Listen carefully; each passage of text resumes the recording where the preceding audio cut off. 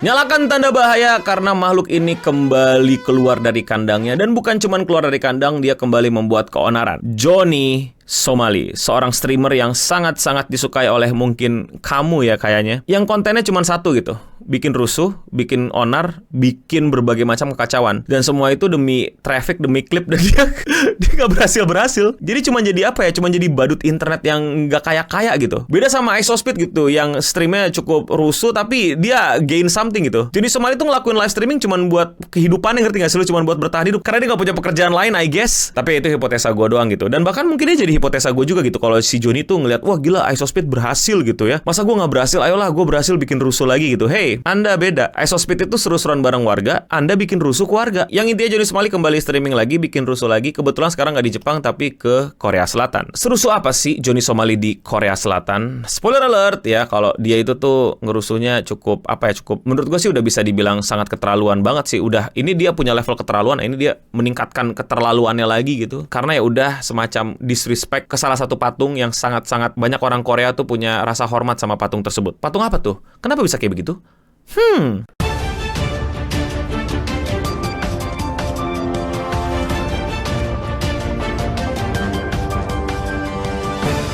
Johnny Somali adalah streamer yang cukup terkenal. Kalian pasti udah tahu dan udah nontonin. Kalau kalian lupa, dia adalah streamer yang bikin rusuh waktu di Jepang.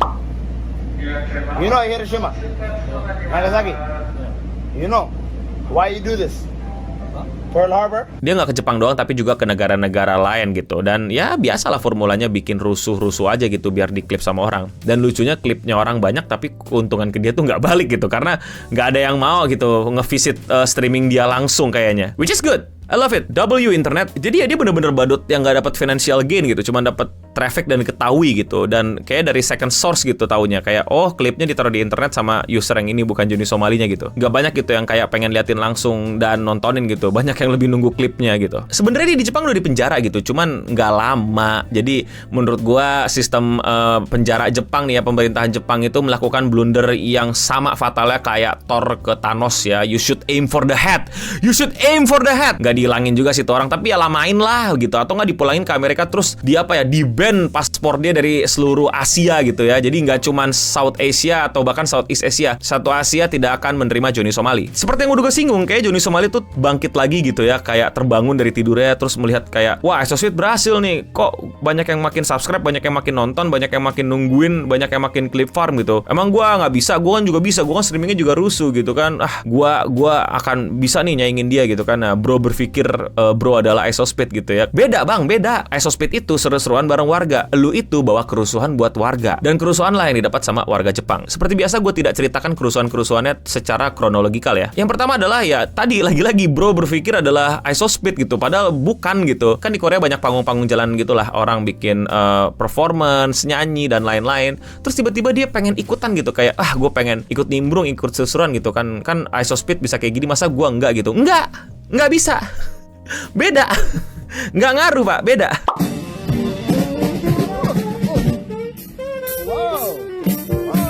Very nice. Wow, amazing. Ya nggak bisa lah. Lu diusir lah. Menurut lu aja. Dan habis itu biasalah skill satunya Johnny Somali, yaitu adalah pakai text to speech ya. Kalau lagi streaming, jadi orang donate apa atau ngechat apa gitu bisa keluar, terus disambungin sama dia ke Bluetooth speaker gitu, terus diputer di kereta gitu. Bro, guys, please, so early, guys. It's too early for this shit. I don't know what's going on, sir. It's like ringtone. Ya biasalah, berisik ganggu gitu. Pasti dia pakai gaijin card lah, jadi orang-orang cuek. Tapi akhirnya Korea sepertinya tidak terlalu nyantai kayak Jepang ya. Jadi kalau nggak salah di sebuah gedung, mungkin stasiunnya, gue kurang bisa menebak itu di mana. Akhirnya orang-orang mulai jengah sama kelakuan dia. Jadi dia masih pakai skill satunya si Johnny Somali, yaitu adalah text to speech. Terus orang-orang mulai terganggu dan mulai menyuruh dia untuk, woi, stop it, lu ganggu banyak orang. It's my ringtone, son. It's a ringtone. You know English, French. Why? I speak of French. What is this? Do you have a good French? Do you speak French? No English. 수완샘프 타입을 달러주 로그. Dan lucunya ketika dia ditegor, dia malah pakai alasan yang menurut gua gimana ya, lucunya nggak dapet, nyebelinnya iya gitu. Maksudnya lu kalau mau dark jokes ya udah pastiin lucu gitu. Kalau nggak lucu ya sisa darknya doang. I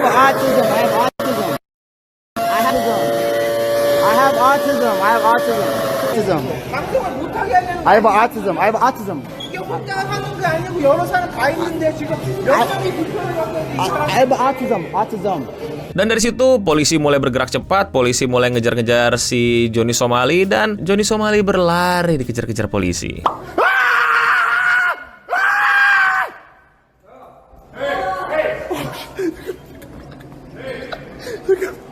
Tapi ternyata dia kurang cepat ya. Bro berpikir adalah Usain Bolt gitu. Enggak, lu bukan Usain Bolt ya. Lu the slowest runner. Lu tuh hero-hero tanker Mobile Legend, terus di debuff, terus dibikin slow, terus dihilangin sepatu lu, terus ya pokoknya lu suck at it. Maka ditangkaplah dia dan langsung diinterogasi. Nah, dia pikir kalau Korea Selatan itu kayak Jepang gitu. Hampir banyak banget orang Jepang gitu nggak bisa bahasa Inggris. Tapi Korea Selatan itu sangat-sangat banyak orang bisa bahasa Inggris dan cukup baik bahasa Inggrisnya. Jadi dia nggak bisa ngeles-ngeles karena ada yang nerjemahin dia. Mampus nggak lu? You tell them I want to leave this place. You told me to leave. I left. You said you're not doing live streaming. I'm not, no. But you're a live streamer. No, I'm not. No, I'm not.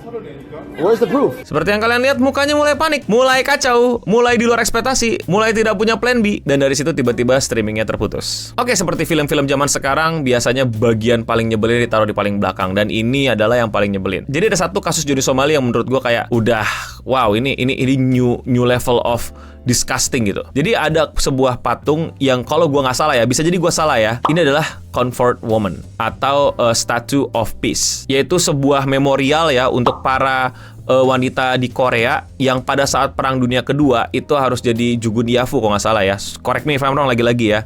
Dan itu patung ditaruh di depan embassy Jepang. Jadi ditaruh di depan kedutaan Jepang gitu, ditaruh duduk di situ sebagai simbolisasi mereka adalah orang-orang yang menunggu permintaan maaf pemerintahan Jepang atas apa yang mereka lakukan pada saat Perang Dunia Kedua di Korea. Buat teman-teman yang belajar sejarah, buat teman-teman yang tinggal di Seoul atau tinggal di Korea Selatan, mau koreksi gue silakan banget lagi di kolom komentar di bawah. Yang gue tahu itu patung sangat-sangat di-respect banget, sangat-sangat bahkan sampai dilindungin sama banyak warga Jepang ketika mau dipindahin. Pokoknya harus ditaruh di seberangnya, di depannya kedubes Jepang sebagai ya itu bentuk apa ya, kelihatan gitu secara visual pun kelihatan gitu. Dia menunggu Jepang untuk keluar dari kedutaan dan meminta maaf ke dia. Kalau kalian dengerin omongan gue tadi aja pasti kalian cukup tersentuh lah hatinya kayak ih keren banget simbolisasinya, ih keren banget pemaknaannya. Bayangin orang-orang Korea Selatan terhadap patung itu udah sungguh-sungguh makin dalam kan. Gue nggak mau nunjukin klipnya, sorry banget gue nggak mau nunjukin klipnya. I think it's too much for me too. Dan kalian bisa cari mungkin kalau kalian mau ketemu sama si Johnny bangsat ini. Patungnya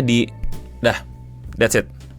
It's not just that's it. That's fucked up. That's disgusting. Kabar terakhir tentang Johnny Somali, dia ditangkap polisi. Gue nggak tahu apakah diamankan doang, di penjara, dipukulin, digebugin, di aim for the head. Gue nggak tahu apa yang terjadi sama dia. Tapi gue berharap yang terbaik buat Korea Selatan dan yang tersesuai hukum tapi terburuk buat dia.